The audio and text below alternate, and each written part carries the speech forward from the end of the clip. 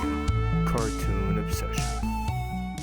Hello everybody, my name is Nathan, and I am the man with a cartoon obsession.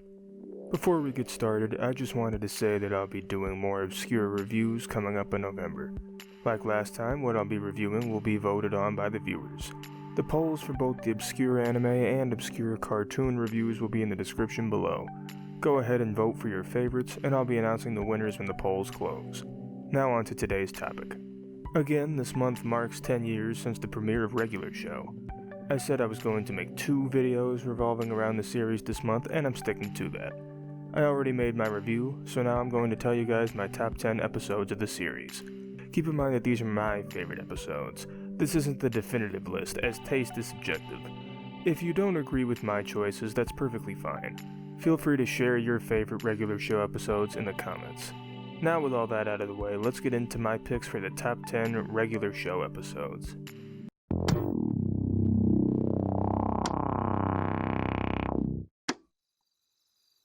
This is an interesting place to start the list, and I'll tell you why. I mentioned in my Regular Show review that I was getting tired of the show's formula for a little while, and that time period just so happened to be during the latter portion of Season 3, which is when Death Bear premiered. However, this episode really grew on me over the years. In the episode, we see Mordecai, Rigby, Margaret, and Eileen wander through the abandoned park zoo in search of a creature known as Death Bear, who is said to be a legend. Obviously, Death Bear turns out to be real, and the group has to defend themselves. There's a lot going on in this episode, from the great sense of adventure, which I'm always a sucker for, to the bonding we see between Mordecai and Margaret, and a little between Rigby and Eileen, to the suspense we get within the last third of the episode when they're all running from and defending themselves against Death Bear. The episode manages to blend all of those elements together, and it creates an overall feel-good experience, even with that added element of suspense. I really wasn't expecting to put this episode on my top 10 list at first, but the more I thought about it, the more I decided that it belongs here. What the heck, man? Sorry.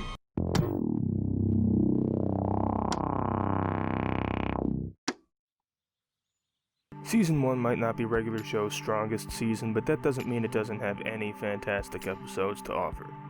The park is in danger of getting audited, so the staff are forced to call Rigby's brother Don, who's an accountant, to help them out. The problem is that Rigby resents Don. He's jealous of how popular he was as a kid and said that Don stole his friends. Plus, Rigby's the older brother and gets mistaken for the younger one. I'm not going to go into too much detail, but I can relate to Rigby a bit in this episode. He does come off as rude and standoffish to his brother throughout most of the episode, but I do understand why. Jealousy is a cruel beast sometimes, and it can ruin relationships between siblings. However, Rigby and Don manage to reconcile, and it's a good showing of emotions in the early goings of the series. Jeez, what did you do, bro? I tried to do the taxis!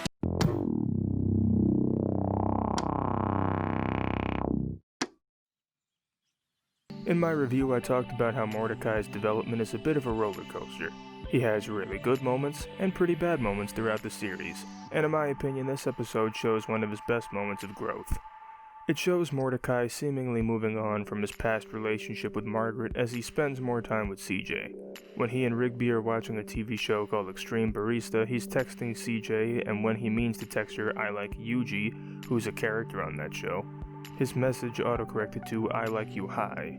He gets very nervous and doesn't want to move into an actual relationship with her. His friends call it pulling a Mordecai, where he gets cold feet and just backs down. After trying to send the correct message 3 times in a row, he and Rigby are sent to the virtual messaging center and run into the phone guardians, who were first seen in the Season 3 episode Butt Dial. Mordecai explains that he likes CJ, but he's worried about going out with her since he still thinks about Margaret. When they return to the real world, Mordecai says he's tired of pulling a Mordecai and asks CJ out, and she says yes. While the relationship doesn't exactly work out in the end, this is a great moment for Mordecai. Not to mention, it's extremely relatable. I'm sure there are plenty of people out there who either are or have been hesitant about dating someone new because they're still thinking about their ex. It takes a lot of courage to enter a new relationship, or a relationship in general, and since Mordecai hadn't been shown to have that courage up to this point, I appreciate this growing moment for him, regardless of what happens afterward. Extreme you jump! Woohoo!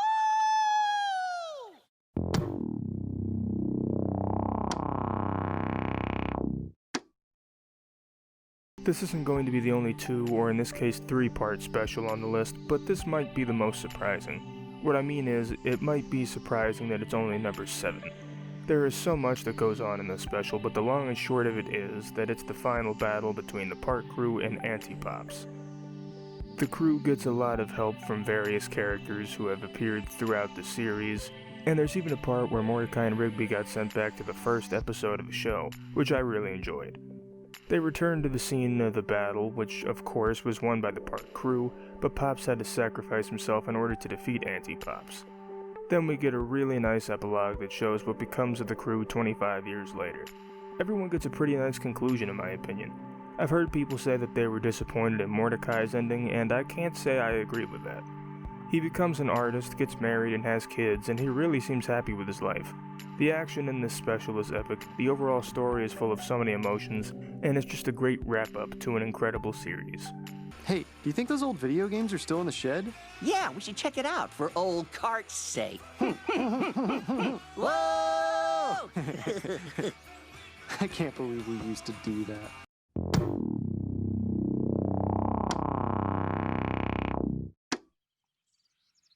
It's no secret that Mordecai and Rigby love playing video games, and while this isn't the only episode that revolves around video games, it's my personal favorite. Mordecai and Rigby tell Benson that they deserve respect, and in order to earn respect, they play an arcade game called Broken Bones, and they beat a bunch of people and get close to breaking the world and universe record, which is held by GBF, or Garrett Bobby Ferguson, who's one of my personal favorite regular show villains. He tries to cheat and keep his record, but he ends up losing anyway, and then he literally explodes. Of course, Benson gets mad at Mordecai and Rigby for playing video games when they were supposed to be working, and says if they'd rather play video games than work, then he respects their decision. An interesting fact about this episode is a gamer by the name of Billy Mitchell actually sued Cartoon Network over the episode. He lost, of course, but both Velskabum94 and Alpha J Show made videos on this topic, so I recommend watching either one of those for more details. Anyway, this episode is just fun to watch. It's great seeing Mordecai and Rigby in their element and doing something they love and ultimately succeed at it. Sure, they still got on Benson's bad side, but they were even understandable about that. Plus, like I said, GBF is one of my favorite regular show villains. I like his odd design and overall dickish villain personality. It's a shame that he only appears in this one episode. Or does he? Universe rules, baby. There are no rules. Oh, boo yourselves! I'm Garrett Bobby Ferguson.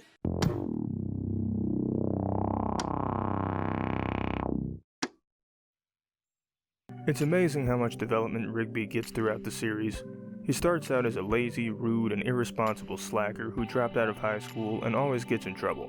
However, as the series progresses, he forms a relationship with Eileen and even goes back to high school to get his diploma. This 2-part special is where it all pays off. Rigby finally graduates high school, and he even gets to give an inspirational speech to be broadcast on TV. Mordecai ends up getting jealous that Rigby actually seems to be doing better than he is, and of course there's the whole subplot of the scientists at the park again and it being sent into space.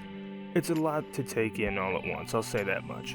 The main point is that Rigby achieved his goal of graduating high school and even got the chance to inspire other people. When I first watched this show, Rigby was the last character I was expecting to accomplish something like that. It was also good to see Mordecai supporting his best friend despite being jealous. This is one of regular show's highlights, and one of the more well-received episodes for a reason, and it really plays to the show's strengths of storytelling. Once you do the hard stuff, it becomes not that hard.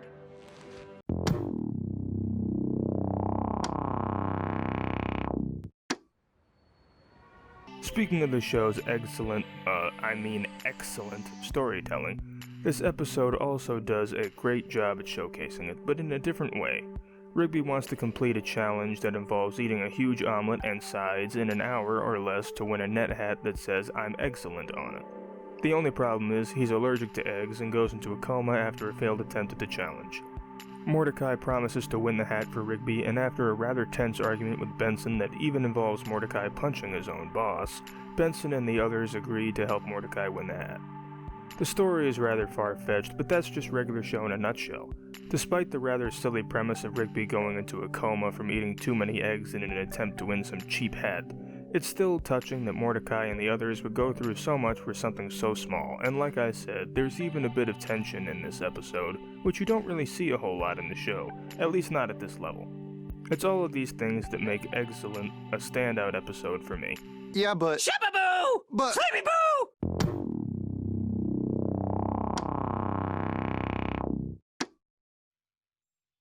Have I mentioned yet that regular show does multi-part episodes well? Since this is the third one on my list, I think it's pretty obvious at this point.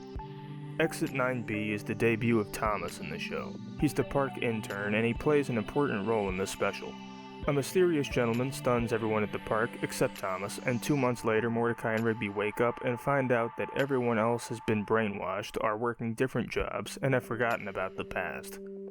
They also find out that the park has been raised to make way for Exit 9B on the freeway, but they have a document that can stop the construction since the park is a historical landmark, but every member of the park staff needs to sign it. Mordecai and Rigby have to bring everyone back to their senses and have them sign the document in order to save the park. They also have to defeat every villain that the show has to offer up to this point, and they're being led by that mysterious gentleman I mentioned earlier, who just so happens to be GBF Jr., son of the returning Garrett Bobby Ferguson. The series finale is epic and it resonates with me a lot, but Exit 9B just really sets the bar for that epic battle standard. I love the fact that we get to see 3 seasons worth of villains fight against the park crew and a few allies. Plus, it's a great teamwork story for the park crew and a stellar introduction for Thomas, giving him an important role in his first appearance. I was blown away by Exit 9B the first time I saw it, and it never loses its charm no matter how many times I watch it. Intern, pizza!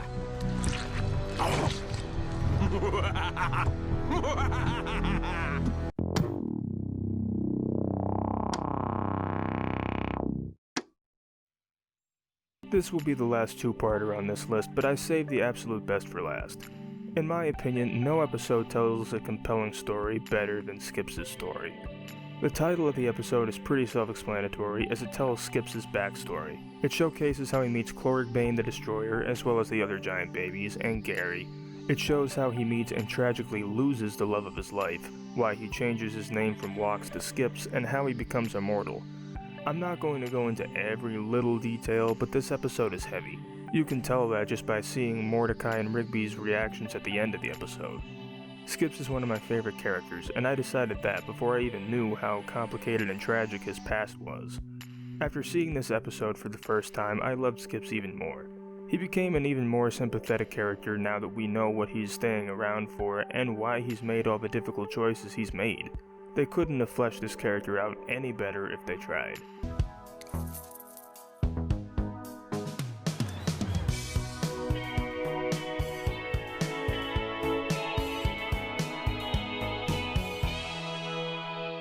Before we get into my number 1 pick, let's go through some quick honorable mentions.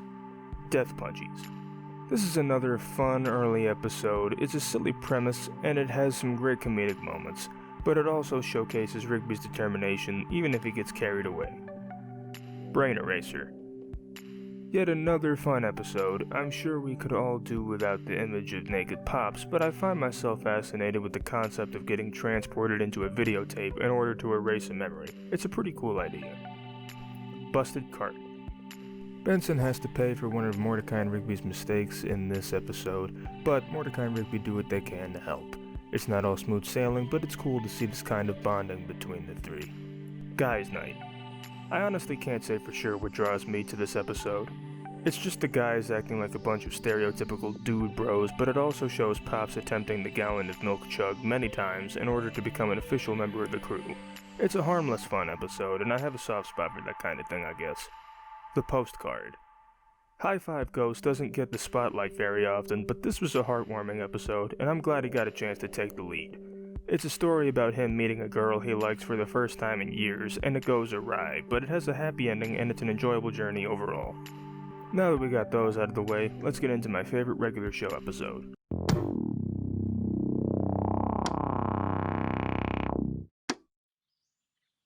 Guys, I kid you not. From the moment I first saw the trailer for this episode, I had a feeling it was going to stick with me, and the trailer didn't even show any of the really cool scenes. In this episode, a gaggle of geese invade the park and start causing a lot of trouble. It's up to Mordecai and Rigby to get rid of the geese, and in order to do that, they need the help of the bunch of baby ducks they befriended back in Season 2. Then they get into an epic fight, which I don't even know if I'd say is the best or my favorite fight in the show. In fact, the Season 6 two-parter Brilliant Century Duck Crisis special takes this fight to the next level, and that special is fantastic as well. But it just couldn't top this episode for me. A bunch of full-grown geese was celebrated as the 100th episode of the series, even though it's not really the 100th episode. But I don't even care about that. This episode was treated like it was something special. It featured a lot of references to earlier episodes, as well as 80s giant robot cartoons, especially Transformers, which I just so happen to be a huge fan of. Fred Tatasciore voices the geese, and he was also the voice of several characters in the 2010 video game Transformers War for Cybertron. Plus, the song used in this episode is The Power by Stan Bush, which was featured in the 1986 animated film Transformers the Movie, which I am also a big fan of. Even if I take my love of Transformers out of the equation, I will still commend this episode because it managed to pack in so much awesomeness in the span of a normal 11-minute episode, and it didn't feel rushed at all. Yeah, I know the epic fight scene was only in the last third of the episode, but I just like the overall story. I like the opening scene with the sandwich and Mordecai and Rigby's failed attempts to get rid of the geese too. There isn't anything I dislike about this episode. I talked about regular show's cool factor in my review, and nothing describes that better than this episode, and that's why it's my pick for the top episode of regular show. You got the touch. You got the power.